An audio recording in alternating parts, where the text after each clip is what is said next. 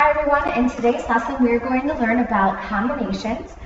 The next part of the lesson will be about binomial theorems, so this first part of the lesson is just on combinations. Before we get started with this lesson, I would like you to please go ahead and use that formula that we learned about in the last lesson about distinguishable permutations, and I want you to find the number of distinguishable permutations of the following words. The first one is gym, then for letter B we have English, and the third one is Olivero. And when you have an answer, I want you to go ahead and restart the video and we'll see how well you did.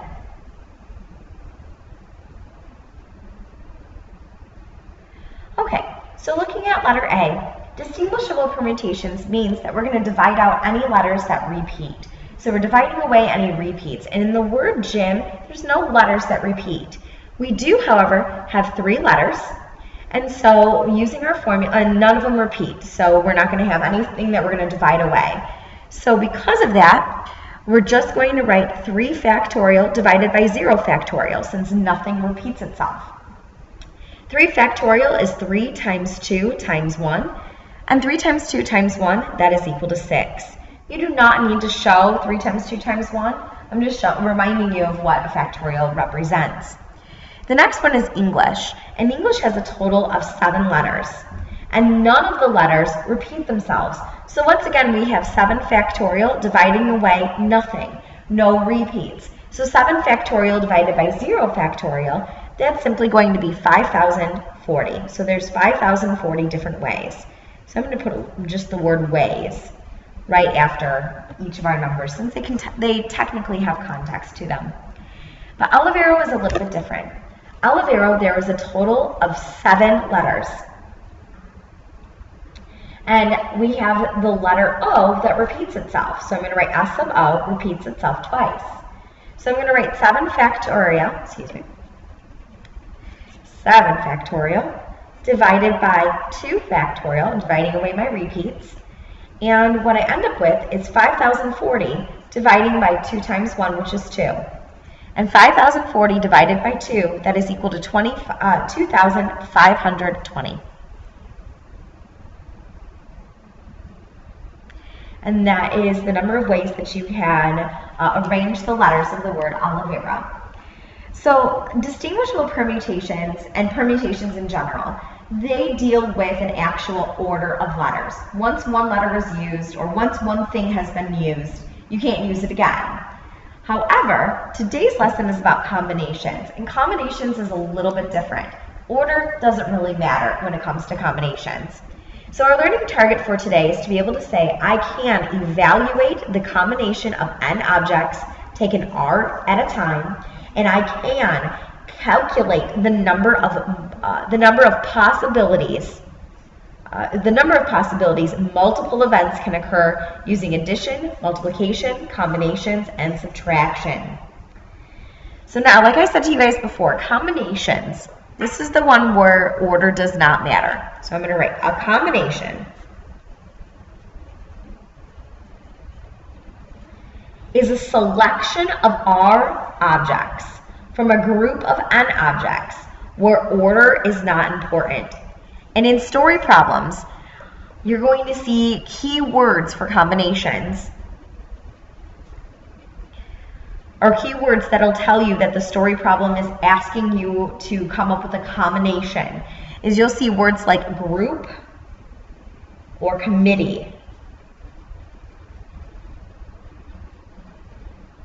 So if you see the words group or committee, those words tell you automatically that you're dealing with a combination. Versus a permutation, you're going to see words like arrange or order. So things that, like, I have a couple different ways for you to remember what a permutation is versus a combination. A permutation is like a layered cake.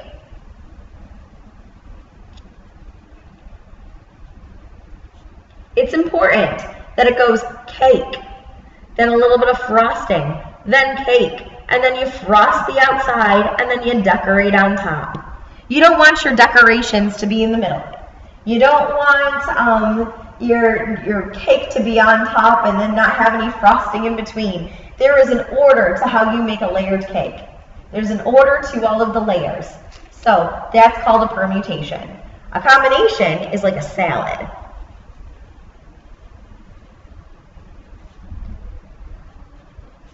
In a salad, we have lettuce, we have other ingredients that taste delicious in our salad. So a combination is like a salad. The order of the ingredients does not matter.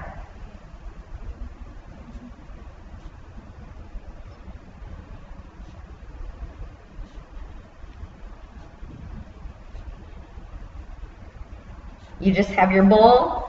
You have a little bit of fun stuff inside of your bowl of salad, and you call it a day. You can put your dressing on the bottom and then mix everything in. There's so many different ways. It doesn't really matter. At the very end, you'll end up with a very lovely combination of salad. So that is the difference between permutation and combination in layman's terms. Now, in terms of a formal formula, the formula looks intense, but in reality, it's the exact same formula as what we learned for permutation, with the exception of one little thing.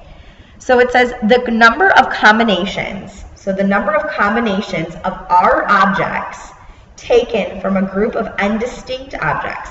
So R is how many you're picking at a time.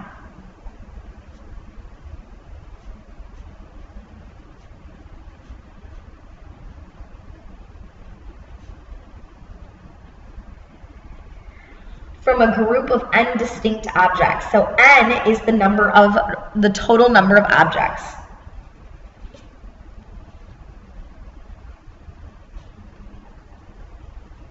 That you have. And it's denoted by this formula, NCR, which I call that no crying, that's how I remember it. NCR is equal to n factorial divided by n minus r factorial times r factorial. And this r factorial is the only difference between the permutation and combination formulas. So it's going to be relatively simple to memorize the formulas because they're essentially the same. But what I need you to know is that when it comes to combinations, we're dividing away even more. So when it comes to combinations, our answers are going to be a little bit smaller or relatively smaller compared to permutation questions. So what we want to do for our first problem is we want to find the combinations. Now, whenever you see something like A and B, that means that you need to show the substituted values into the formula before evaluating. I would recommend evaluating with a graphing calculator since that's what you're going to be allowed to use on your test. Make sure you have a graphing calculator next to you, and if you don't, make sure that you practice while you're in class next time I see you. But if you ever see just plain problems like this, I am absolutely going to be looking for you guys to use that formula and show that substitution. So like I said to you guys before, I call this NCR, no crying. That's how I remember. NCR. So my n value is equal to 5, my r value is equal to 3, and plugging these numbers into the formula, I'm going to have 5 factorial divided by 5 minus 3 factorial times 3 factorial. So that's going to be 5 factorial divided by 5 minus 3, which is 2 factorial, times 3 factorial. Now using that shortcut that I showed you guys before, if you work with the largest number, so I'm only going to multiply 5 times 4 because I know that the 3, the 2, and the 1 will all eliminate since that's what I'm dividing by. So I'm just going to have 5 times 4 divided by 2 times 1. 5 times 4 is 20. 20 divided by 2 is 10. The only thing that I need to see is I need to see you guys use the formula and I need to see your answer. This extra piece of information I don't need to see. But sometimes it's a lot faster to just do a little bit of mental math than it is to take out your calculator. I'm just putting that out there for you guys to keep that in mind. 7, choose 2. So this time around we have n is equal to 7 and r is equal to 2. So that means I'm going to take 7 factorial and I'm going to divide it by 7 minus 2 factorial. Just like we did yesterday, but the extra piece is 2 factorial. So this is 7 factorial divided by 7 minus 2, which is 5 factorial, times 2 factorial. So 7 factorial, I'm going to divide away the 5 factorial since that's the largest number. So I'm just going to have 7 times 6 divided by 2 times 1. And that's going to be equal to 21. Because this is 42 divided by 2, which is 21. Notice that there's no context with these answers because there was no context with the question. But now, example number 2 actually does have some context.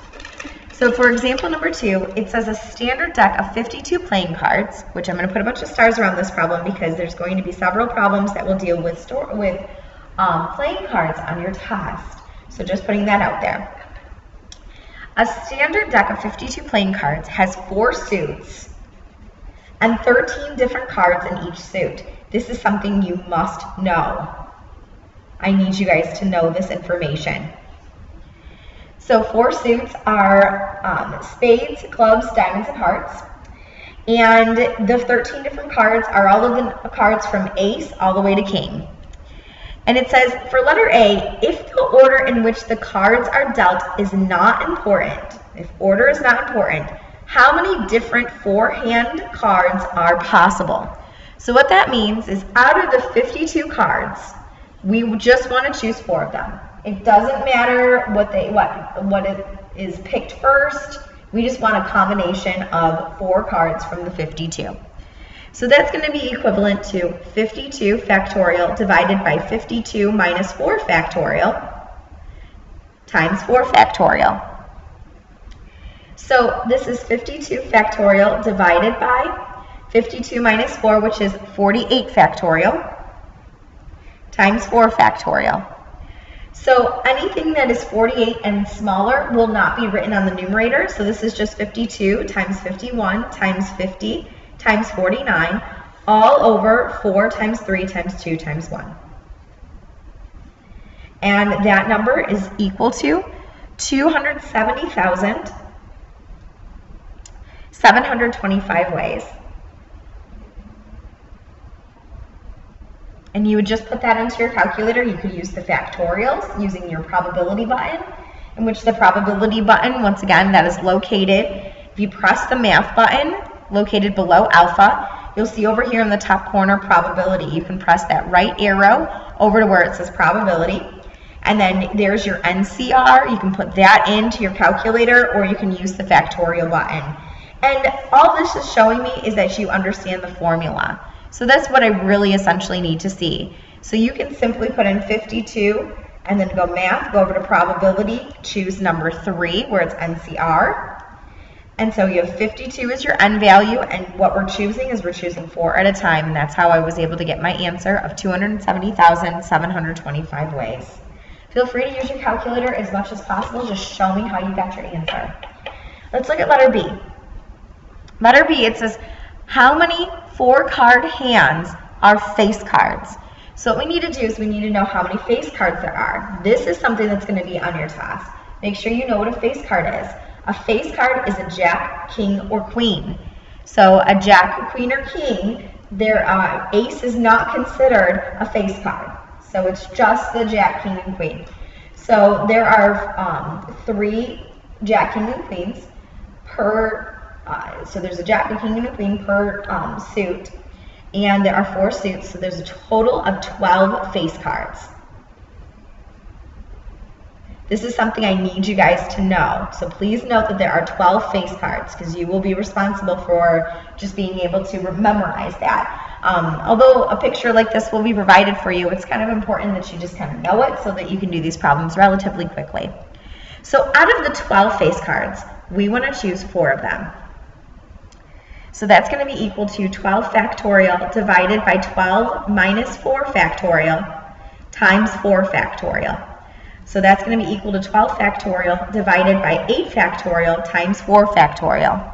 And since that's all the work that I really need you to show, you put that into your calculator and you'll end up with 495 different ways.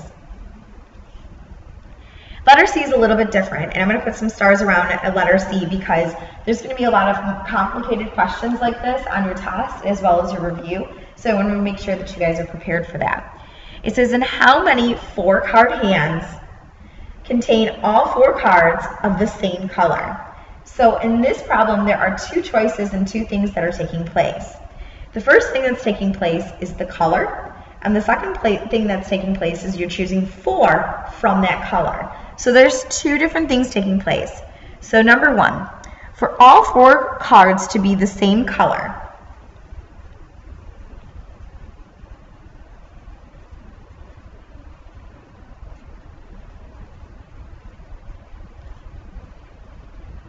we have to make a decision.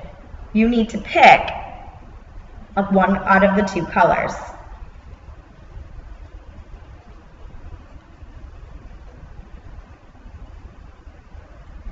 So that means, we have 2 different colors. We have red cards and we have black cards. So there are 2 different colors.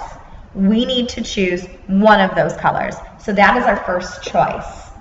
Then we need to choose 4 from that one color.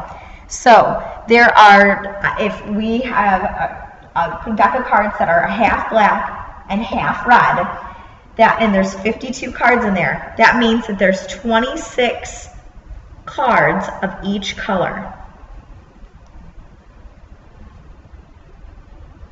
And we need to pick 4 from the 26. So choose 4 of one color. So there's 26 cards of one color, and we want to choose 4 of them. So just like in the fundamental counting principle where we multiply our choices together, in this case we're also multiplying our choices together. We're multiplying our choice of color times our choice of 4 cards. So that is something to keep in mind, is that you have to pay attention to how many choices are taking place based on the context of the question. So 2 choose 1, so that's going to be 2 factorial divided by 2 minus 1 factorial times 1 factorial times 26 factorial divided by 26 minus 4 factorial times 4 factorial. And you can put all of that into your calculator, or you can, as you see it, or you can just simply use the combinations, just like I just showed you, using a calculator, and you'll end up with 29,400 different ways. So the way that I would show it is the following. I would put into parentheses 2, and then I would go to math and go over to probability, and I would choose number 3, and I'd go down to 1, and then I'd multiply it by 26 colors, going over to number 3, NCR. I don't know if you guys can see this. And then I'm choosing 4 cards from those 26. And that's how you end up with 29,900. All right, let's go ahead and flip the page. So now, what we just saw here is how multiple events can take place. And if you have multiple choices that are taking place at the same time, we would multiply those choices together, just like we saw in the fundamental counting principle. But sometimes you either want an event to take place, or you don't want it, or you want one event to take place, or you want another event to take place. So it just depends on the context of the question. So whenever you're finding the number of ways that both event A and event B can occur, so the key word here is and, you need to multiply, as we did in part C of example 2. Now, when you're finding the number of ways that event A or event B could occur, you add instead. So the nutshell is that if you're seeing the word and in a problem, we multiply. If you see the word or in a problem, you add. So you're going to add your combinations together, or add your total combinations together, depending on what you see. So example number 3 says, the student senate consists of 6 seniors, 5 juniors, 4 sophomores, and 3 freshmen. How many different committees of exactly 2 seniors and 2 juniors can be chosen? So we have exactly 2 seniors and 2 juniors can be chosen. So if we're going to choose 2 seniors, we have 6 seniors to choose from. So out of the 6 seniors, I'm going to choose 2 of them. It doesn't matter what those 2 are. It doesn't matter who's selected first. They're on a committee. So it's 6 choose 2. And out of the juniors, we have a total of 5 juniors, and I'm going to choose 2 of them. It doesn't matter which one's selected first, they're on a committee. And you can simply multiply this together, just as you see here. We would use the formula, so this would be 6 factorial divided by, and we can use a shortcut. 6 minus 2 is 4 factorial times 2 factorial. This is going to be times 5 factorial divided by 5 minus 2, which is 3 factorial times 2 factorial. All I'm doing is the formula in a quicker way.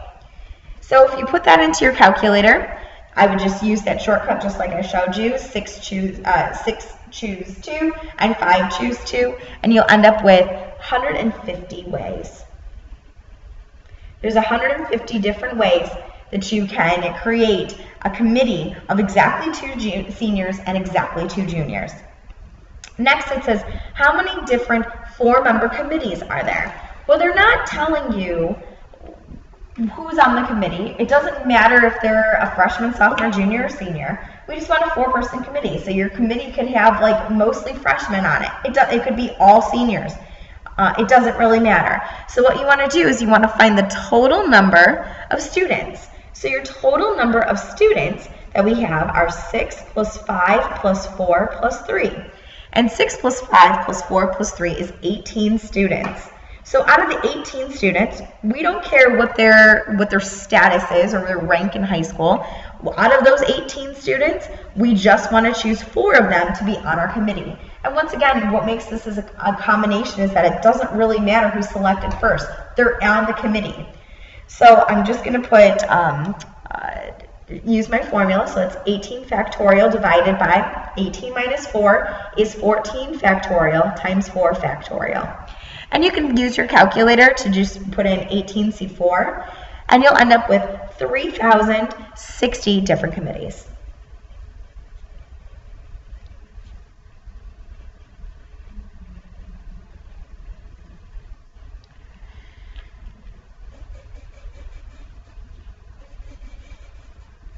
Next, it says, how many different committees of at least 14 students can be chosen? So if you want at least, this at least information, please keep that in mind that it means something. At least means 14 or more. So since we have a total of 18 students, you can't have more than 18 students on a committee.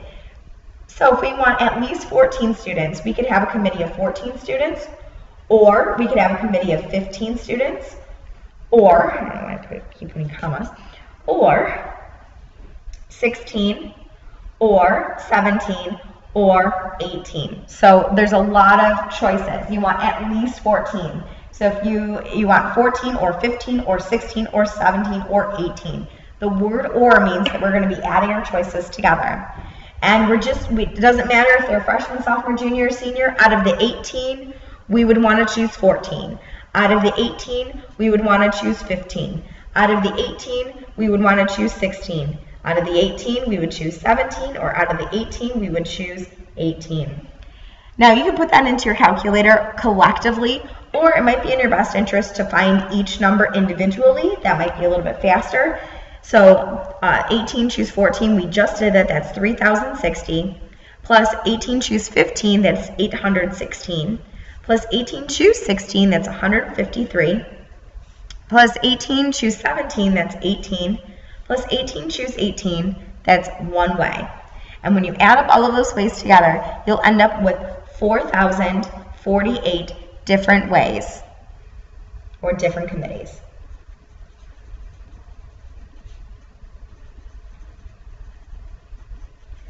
Now, if you can imagine that if I said at least, 5 students on the committee, we're now going to be adding 5, 6, 7, 8, 9, 10, 11, 12, all the way up through 18, and that might take an entire length of paper in order for us to do that. So one way to simplify or shorten this process is to subtract possibilities. Subtract away your possibilities. And what that means is that you would find the total and then subtract what you don't want. That's what subtracting possibilities means. So whenever you're counting problems, or in counting problems that involve phrases like at least or at most, are sometimes, not necessarily always, but sometimes easier to solve by subtracting possibilities you do not want from the total number of possibilities. So one approach is to find the total number of ways that you can come up with a committee or come up with whatever it is that they ask you to do, and then subtract away what you don't want. So for example, it says during the school year, the girls basketball team is scheduled to play 10 home games. If you want to attend at least 3 of the games, how many different combinations of the games can you attend? So attending at least 3 games means that you are going to attend 3 or 4 or 5 or 6 or 7 or 8 or 9 or 10 different games, which that could take a really long time to do. Instead, you could try by finding the total number of ways to attend, and then you would subtract the number of ways to attend 0, 1, or 2 games. So that's a lot less work, believe it or not, than identifying the combination of attending 3 games or 4 games or 5 games. So sometimes it just makes sense just to subtract away what you don't want. We don't want to know any information about 0, 1, or 2 games. We're interested in at least 3 games. So this is a way that you can do it. The first thing you need to do is you need to identify what that total is.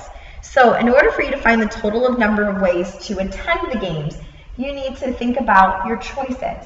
So if there are 10 games that you go to, so here's game 1, here's game 2, here's game 3, 4, 5, 6, 7, 8, 9, and 10. And these are all choices, and we know that from the fundamental counting principle, we always multiply our choices. So we're going to multiply our choices together. And there are 2 choices whenever you're going to a game. You either go to the game or you don't go to the game. It's your choice. So for every single game, you have 2 choices. You either go or you don't go. So I'm just going to multiply 2 choices for every single game. So I'm putting circles under the numbers just to say that what games they're going to. We're not actually dividing 2 times. Just putting that out there. So what is this equal to? Well, that's 2 times itself 10 times.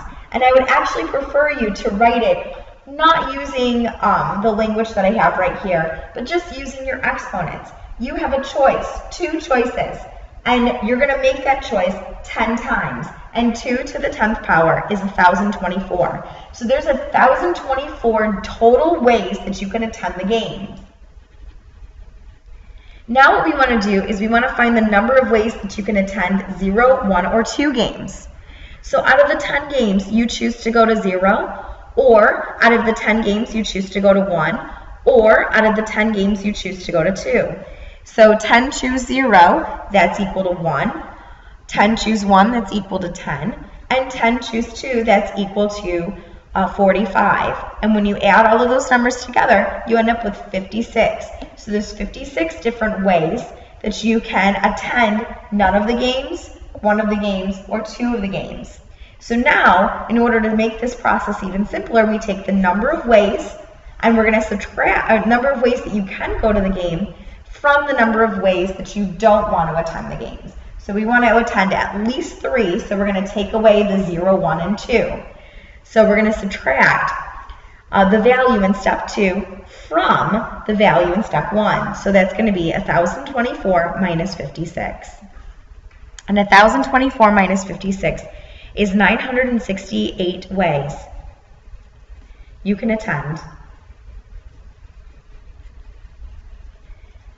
at least 3 games. And that is your answer. So even though it looks more complicated, believe it or not, it's actually faster. So what you want to do is you want to find your total number of ways in which you can attend the games, and then you want to take away what you don't want. And what you don't want is sometimes a lot smaller than what you do want. So believe it or not, this is actually a little bit more work to identify at least 3. But if you can imagine, at least 3 or at least 2 could be out of 20 or 30 different possibilities or games or whatever it is that the question is asking of you. That is the end of this lesson. If you have any questions over anything, please feel free to email me. Otherwise, I hope you have a wonderful day.